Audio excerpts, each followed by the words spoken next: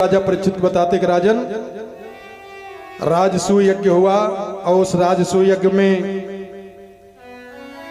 समस्त ब्राह्मणों को दान दिलाया कर्ण के द्वारा।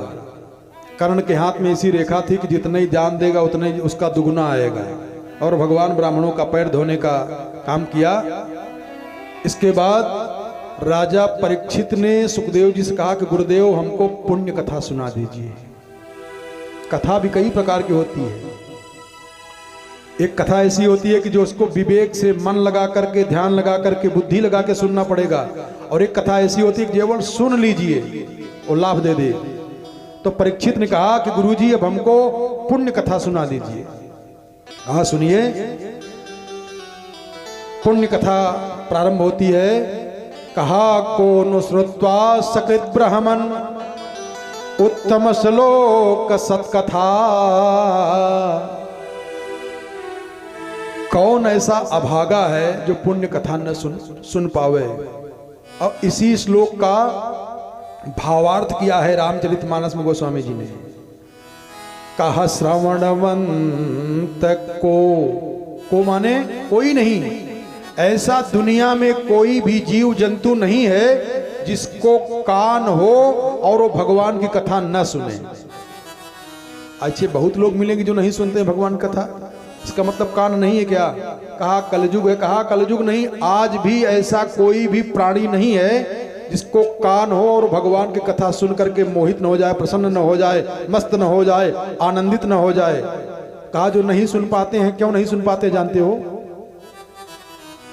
एक कारण तो ये समझ लो, एक कारण बताऊं, ज्यादा कारण नहीं, समझ ज्यादा हो रहा है। तुलसी पूरब पापते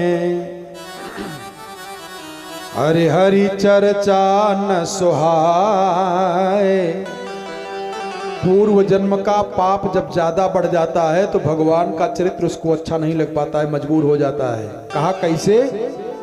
कहा जैसे ज्वर के बेग से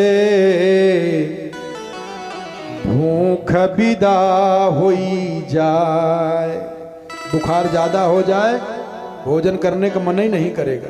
ऐसे ही पाप जब बढ़ जाता है तो भगवान की कथा अच्छी नहीं लग पाती है। इसीलिए हनुमान जी ने कहा कि कहा हनुमंत विपत्ति प्रभु सोई। कहा कब? कहा जब जब तब सुमिरन हरि भजन न होई। जब तब सुमिरन। सावधान हो जाए, थोड़ा सा सुदामा चरित्र सुन लीजिए।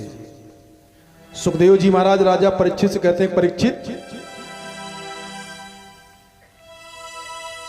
कृष्णस्यासीत सखा कश्चित ब्राह्मणो ब्रह्मवित्तमः विरक्तः इंद्रियार्थेषु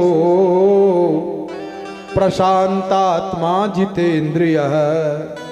उस दिन हमने कहा कि देवो भूत्वा देवम यजेत, शिवो भूत्वा शिवम यजेत।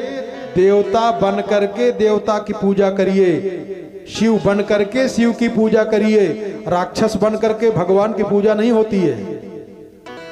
भगवान की भक्ति, भगवान से मित्रता कैसे होती है? पूजा करने से नहीं। ध्यान देना, भगवान में 6 गुण होते हैं।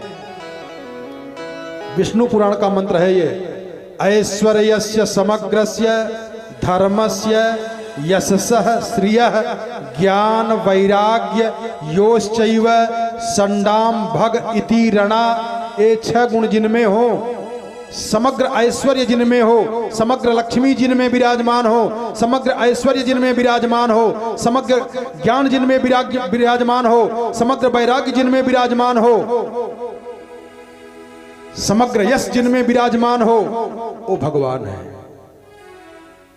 और दूसरा अर्थ भगवान का भ ग व आ न, ये 5 अक्षर लगे हैं इनमें, भगवान में। अरे ऐसे गिनेंगे तो 4 ही आएगा। मात्रा वो गिनी ना, वह के ऊपर जो मात्रा लगी है भ ग वह पे आ की मात्रा लगेगी, फिर न 5 हुआ। और ये पंच प्रकृतियों को जो अपने अधीन कर ले, जिसके बस में रहे, वो भगवान है। अब एक एक को कहिए, गिना भी दूं, जैसे भ से भूमि, ग से गगन, व से वायु, आ से अग्नि, न से नीर जल, ये पांचों को, छित जल पावक गगन, इन पांचों को जो अपने अधीन किए रहे, वो भगवान है। और 5 ऐश्वर्य से जो युक्त हो, माने ऐश्वर्यस्य समग्रस्य धर्मस्य यशसः श्रियः ज्ञान वैराग्य योश्चैव संडाम भग इति रणा, इन 6 के जो अधिपति हो, वो भगवान है। और उन भगवान से सुदामा जी की मित्रता कैसे हो गई? इतने ऐश्वर्यवान, इतने धर्मवान, समग्र ज्ञानवान, समग्र वैराग्यवान, उनसे सुदामा जी की मित्रता कैसे हुई है? सुदामा जी की मित्रता, सुदामा जी में भी 6 गुण हैं विशेष रूप से। जोड़ी के संग कीजिए बैर, ब्याह और प्रीति, ये तीनों काम भी जब भी करना हो तो अपने समकक्ष से करें। समकक्ष माने पैसा का नहीं मिलाना है कि हमारे पास इतना धन है, उन्हों के पास इतना धन है ना। स्वभाव, आचरण, व्यवहार, रहन सहन और सब मिजाज मिलाते हुए जो अपने समकक्ष हो, उसके साथ ये संबंध बनाना चाहिए। तो सुदामा जी में भी 6 गुण हैं। कौन कौन?